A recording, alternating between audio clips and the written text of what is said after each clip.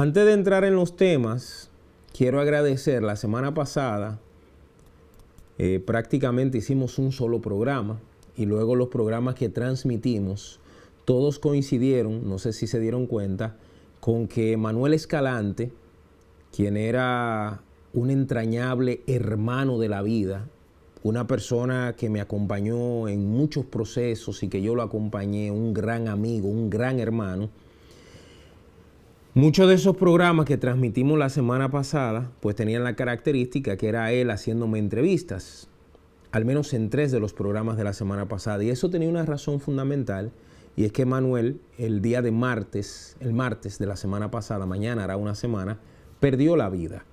Una persona tan importante en mi vida que llegó a rebasar las barreras familiares, de amistad, se convirtió en mi mejor amigo y lamentablemente, luchando contra el cáncer, perdió la vida. Y la semana pasada, dentro del proceso de despedirlo, también decidimos honrarlo en esos programas, porque la calidad siempre se debe de imponer. En los medios de comunicación a veces los que tienen menos like, como era el caso de Manuel, son los buenos o son los que a veces tienen el contenido de mayor calidad. Así que el día de hoy quiero agradecer porque mucha gente, si estaba enfermo, si salí del país, qué pasó, y me escribían, me llamaban, los que se enteraron, me dieron el pésame y claro, se pusieron a nuestra disposición. Así que muchísimas gracias. Gracias por la solidaridad, gracias por la generosidad, gracias por el abrazo en el momento necesario, sea por un mensaje, por una llamada o hasta personal. Aquí continuaremos como parte del legado de lo que a Manuel siempre le interesó, defendiendo el país. Así que aquí estaremos rumbo a las 9 de la noche, con todo menos con miedo. Miren, el fin de semana, que empieza el viernes, empezó con una tragedia en la tarde del viernes que sin duda alguna conmovió a la sociedad dominicana. Lo que aparentaba ser un acto más de abuso de la Policía Nacional se convirtió, si se quiere, en la molestia ciudadana frente a lo que no se debe permitir, lo que no permitiremos, pero es lo que ha ocurrido en muchas ocasiones. Un joven de 19 años en Herrera fue asesinado por la Policía Nacional, por un miembro de la Policía Nacional. Y de inmediato la sociedad dominicana se crispó, se molestó, porque no había razón, no había justificación de quitarle la vida a ese jovencito. Él se llamaba, todavía me da trabajo hablar de él, Darling Mercado Reyes. Su papá era un pastor evangélico de la zona, o es un pastor evangélico de la zona, y lo que quedó captado dejó a la sociedad con los pelos de punta. Y esa acción generó un sinnúmero de comentarios, pero generó de entrada que el mismo presidente de la República y los líderes de oposición tuviesen que referirse a ese tema. Porque fue un abuso total. ¿Tenemos el video, Jaciel? Vamos a verlo para que quede en la mente de ustedes de qué estamos hablando. Miren, ese cabo de la policía, que dicho sea de paso, sale en los medios de comunicación, de que ya este cabo tenía problemas de conducta. Había recibido 2 sanciones, 2 suspensiones. Y él y sus compañeros, él asesina al joven de 19 años, pero sus compañeros dejan al joven tirado y ni siquiera dentro de la fe cristiana o dentro del buen hacer, ni siquiera le dio la gana de levantar a ese joven para llevarlo al médico. Eso generó un gran debate a nivel nacional. ¿De qué? Bueno, durante años, desde la campaña del año 2015, yo escuché al presidente Abinader, cuando era candidato, hablar de la famosa reforma a la Policía Nacional. Y todos los ciudadanos siempre hemos creído que la policía necesita pasar por un proceso de transformación urgente. Pero ese proceso de transformación no puede ir acompañado ni del populismo ni de la politización. Yo recuerdo que en el año 2015, Danilo Medina, cuando era presidente, decidió con un grupo de teóricos de la sociedad civil empezar un proceso de reforma policial. Pero los intereses y la falta de testículos dio al traste con que la reforma del año 2015 no trajera resultados positivos. Al final, lo único que se pudo exhibir como reforma era que al jefe de la policía le dejaron de decir jefe de la policía para decirle director de la policía. ¿Qué me importa a mí esa vaina? Al final eso no tenía un resultado más que estético. Bueno, Abinader arrancó con el tema de la reforma y nombró a un grupo de personas que desde mi punto de vista ni conocían el tema policial, pero tampoco podían hacer nada para luchar contra la delincuencia. O sea, ni podían hacer a lo interno ni hacia afuera de la policía. Yo recuerdo que nombró en ese momento, dentro de esa comisión, a Servio Tulio Castaño Guzmán, que está en toda. Se tiene que ser un representante del mismo diablo. Todo lo que... Ahí está él. Nombró en esa comisión a la profesora Muquien San, que yo lo que siempre la he conocido por ser historiadora, pero de seguridad ciudadana no sabe, y menos de policía. En esa comisión nombró al pastor Fidel Lorenzo, amigo mío, pero no sabe nada de la Policía Nacional. Nombró a Pedro Brache, que fue presidente del CONE, no sabe de eso. Y nombró a un paquete de personas que no tenían ningún tipo de conocimiento de lo que había que hacer a lo interno de la institución ni hacia afuera para resolver el problema con la ciudadanía. Bueno, desde el año 2020, aquí ha habido, como yo siempre menciono, una chimenea de dinero gastado en la famosa reforma policial. Manejado por empresarios y manejados a discreción bajo el cuento de que eso es seguridad nacional, y como es seguridad nacional, eso no se puede informar. ¿Había realmente un plan para transformar la policía y que eso beneficiara a la ciudadanía? No, nunca ha existido. Eso era un enunciado de campaña, y como aquí todo lo que se dice en campaña se lo venden a los pobres dominicanos como algo que lo pueden hacer, la gente lo cree. Vamos a hacer una caminata por esa reforma. Lo primero que pasó en el año 2020 fue que el presidente nombró 3 personas que iniciaron con mal pie el problema de la reforma o la situación de la reforma. Uno de ellos se llama Jesús Vázquez Martínez, Chu. Los programas del 2020 están ahí de lo que yo decía de Chu. Y como desde el día 1 yo dije, eso va a fracasar porque Chu es un semianalfabeto.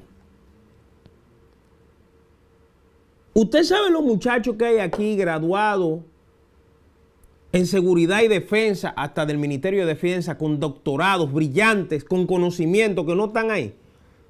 ¿Cómo usted cree que un patemulo como Chu Vázquez Martínez, que lo único que es político, podía dirigir un proceso tan complicado, tan complejo como la reforma? Como la reforma a la Policía Nacional. Pero también nombraron al exdirector de la policía, Eduard Sánchez González. Una persona que, según lo que decían, o según lo que decían los que estaban a su alrededor, nunca había comandado, no sabía lo que significaba patrullar. Ellos en la policía le dicen un peluche. Y es en la misma gestión de Eduardo Sánchez González que comienzan a ocurrir cosas que dan al traste con la famosa reforma. Le voy a mencionar dos de ellas. Un día venían de Bonao una pareja de esposos de Bonao hacia la capital. Ellos eran pastores evangélicos, venían de predicar.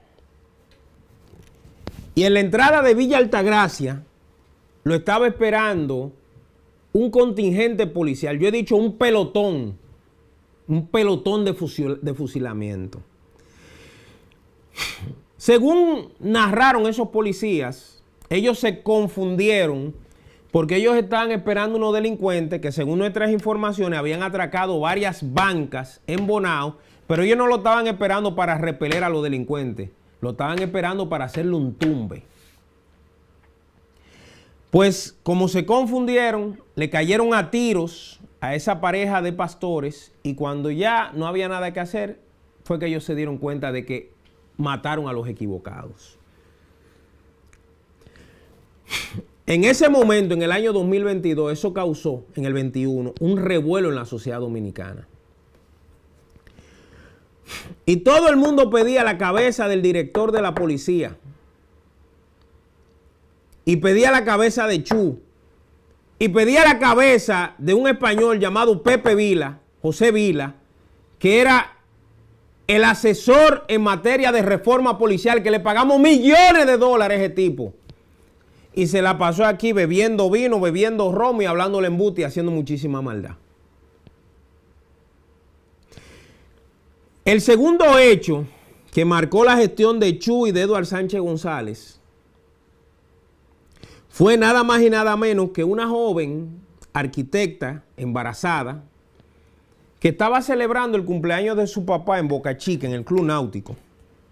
Ella se llamaba Leslie Rosado. Y en un momento determinado sale del cumpleaños a comprar algo. Y según dice un policía, ella la rozó en el vehículo.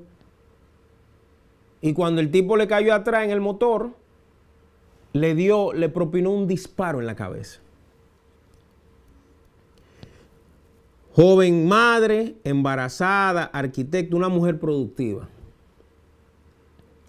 Y en ese momento destituyen a Sánchez González por incompetente, por blandengue. Pero dejaron aparte el problema, Chu. Le nombran a Eduardo Alberto Ten. Es bueno decir que cuando Ten llega a la jefatura de la policía, se encuentra en su escritorio que el actual jefe de la policía, que era jefe de asuntos internos, había suspendido a más de 4.500 policías por disparate. Y según nuestra fuente, el mismo Ten que le dice, tráigame todo su expediente y siéntese ahí y explícame uno por uno. Por nimiedades y por tonterías que tenía este señor que dirige la policía hoy. Bueno, en ese momento lograron salvar de lo más de casi 4.500 como 3.000. Pero la gestión de Ten encontró la situación de que el ministro de Interior era su principal enemigo. Además de que el señor Ten no era un buen gerente. Era un tipo macana dura, pero no era un buen gerente. Al final terminó la gestión, otro desastre. Nombraron a Guzmán Peralta. Y con Guzmán Peralta dura un tiempo Chu, pero después nombran a Farideh Raful. Imagínense ustedes. Farideh sabe de seguridad y de policía lo mismo que yo sé de física cuántica. Nada. Y si algo hay que agradecerle a Farideh, a Faribe, hermanita linda, fue que agarró la Navidad y la Semana Santa de los más pobres y se la jodió.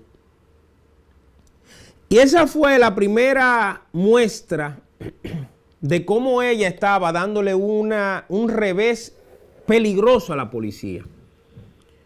Porque ella estaba mandando a los policías a violentar la ley cuando se metían en la casa de la gente a buscar y que bocina o a meterlos presos porque estaban haciendo alguna actividad o a picharle la piscina. O a cerrar los colmaditos de los pobres que estaban vendiendo el 24 de diciembre una botella de cerveza más.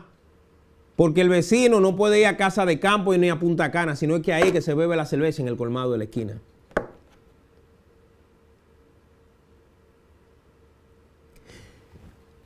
En el 2025, en la gestión de Guzmán Peralta, yo no sé si ustedes recuerdan el famoso escándalo que se dio en Santiago, en la Barranquita, con un barbero que un equipo de la dirección criminal, DICRIM, fue supuestamente detrás de unos delincuentes y mataron también a un barbero que no tenía nada que ver con eso. Y quisieron decir que era un delincuente hasta que se indagaron las investigaciones, cuando profundizaron las investigaciones y la misma comunidad dijo que era mentira, que ese barbero era serio. Lo ejecutaron. ¿Qué pasa? Cuando nuestras fuentes nos decían que el presidente iba a poner a este carajo a dirigir la policía, el señor Andrés Modesto Cruz Cruz, mi compañero de programa de Meridiano BTV, Alfredo de la Cruz, que conoce perfectamente quién es él, duró más de 3 semanas explicándole por qué ese señor no podía ser director de la policía. Y yo, que hice mis indagatorias también explicándole a la sociedad, él y yo, todos los días, antes de que lo pusieran, cuando sonó que lo iban a poner. Finalmente lo pusieron y el tipo, que es un actor de película, llegaba a las oficinas de la policía en las diferentes partes del país saludando y abrazando a los policías cuando uno de los personajes que más daño le hizo a los policías fue él. Algunos dicen incluso que lo que hay ahora es una especie de huelga de manos caídas. Los policías le quieren hacer la vida imposible porque saben que este señor, cuando fue inspector y cuando era director de asuntos internos, era un arbitrario. Era un hombre que le hacía daño a los policías. Y por esa razón, hoy, cuando él es el director, le están devolviendo lo mismo que él sembró. El sábado yo me encojoné cuando vi a este señor haciendo populismo con el papá de ese niño, el papá de ese joven. Se apareció en la casa del joven allá en Guajimía, dando pésame y diciendo que él fue como padre, no como director de la policía, sin responder antes la cuestionante de qué ha pasado, de cuáles han sido los resultados de tantos tollos que se han hablado. Señores, tenemos 6 años que todos los lunes hay una rueda de prensa hablándonos de la supuesta reforma policial y de los resultados y de que la criminalidad va bajando. Pero parece ser que esos números que presenta la faraona y que ha presentado con diversos jefes de la policía y que Chu presentaba con diversos jefes de la policía, con el presidente y la vicepresidenta, esos números parece que lo hacen en un cuarto frío. Porque la gente en las calles no percibe nada de eso. La gente cree que todos los días los niveles de criminalidad han seguido aumentando. La gente entiende que las calles se han convertido en tierra de nadie. La gente le tiene miedo a la policía porque algunos policías, no todos, se han convertido en asesinos al servicio de los peores intereses. Por eso tenemos estos resultados. Si a mí me preguntarían que cuáles han sido los resultados de la reforma policial en una palabra, yo diría que eso es una mierda. La reforma policial ha sido una mierda. Hemos gastado mucho dinero y hemos cambiado de forma, no de fondo. Hemos cambiado un uniforme. Hemos cambiado ¿cómo se llama? La rotulación de las patrullas. Pero no ha cambiado aquí la psiquis, el pensamiento del policía. Yo recuerdo que en una ocasión aquí había una situación tan grave de desconfianza con los policías que hasta se creó una campaña porque mataron a un muchacho, yo no sé si ustedes recuerdan, que lo mandaron a pararse en lo oscuro y él no se paró y lo mataron. Y aquí se creó una campaña que decían, policía, no me mate, que me voy a parar en un sitio claro. Una institución que tiene muchísimos miembros valiosos. La policía está llena de gente valiosa. Ahora, 2 o 3 entre incompetentes, entre interesados y entre delincuentes han destruido la poca moral que queda de esa institución. Y aunque el mismo reglamento de la policía dice que la fuerza es la excepción, o sea, nunca se debe utilizar la fuerza primero, y han convertido la regla, la han transformado la regla. Aquí se usa la fuerza primero. El reglamento de la policía habla del uso racional de la fuerza.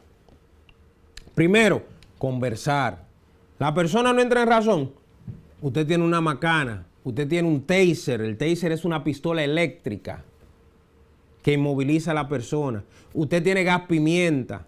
Lo último que se debe utilizar, en cualquier caso, es el arma de fuego. Aquí es todo lo contrario. Lo primero que se usa es el arma de fuego. Note que ese policía ya tenía 2 reportes. Había sido suspendido en 2 ocasiones. En una porque habló mentira sobre un disparo que tenía. Y en otra no recuerdo. En 2 casos que debieron llamar la atención de que ese tipo, de que ese asesino no podía continuar manejando armas y en las calles manejando a personas. La República Dominicana ha tenido muy mala suerte con toda esta vaina de la reforma. Yo creo que la sociedad necesita saber, y yo lo digo con mucha franqueza, por cuánto nos ha salido la famosa reforma policial.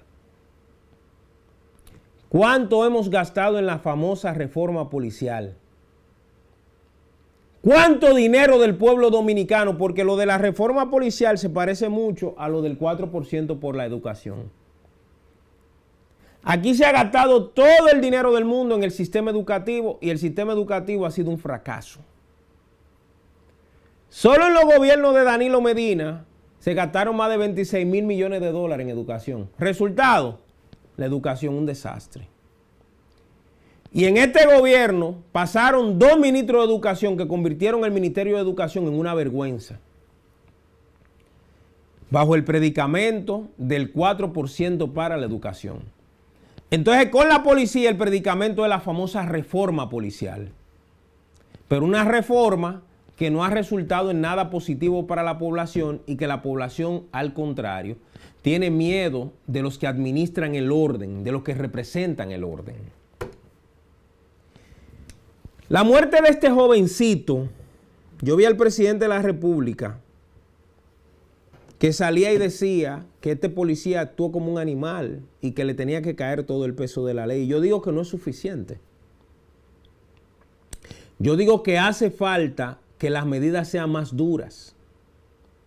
Hacen falta medidas que la población pueda percibir que realmente hay una voluntad de resolver este tipo de actos.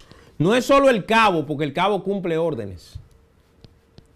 Yo he dicho que por qué razón, como pasó con Sánchez González, por qué este señor no ha sido destituido.